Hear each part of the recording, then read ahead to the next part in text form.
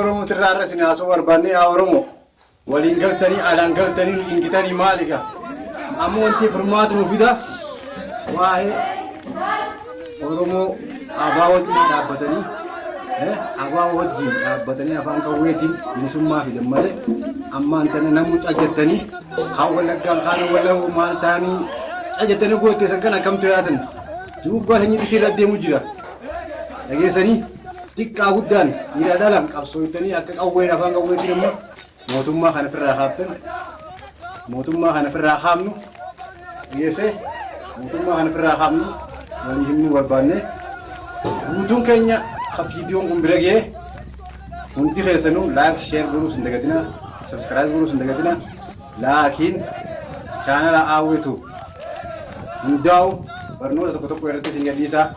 hundi keessanuu hordoftanii laayik sheer gootanii akka hordoftan laakiin dhageettii tana bakkaan gayaa dhaamsa keenya kana nageetti isin jedhu.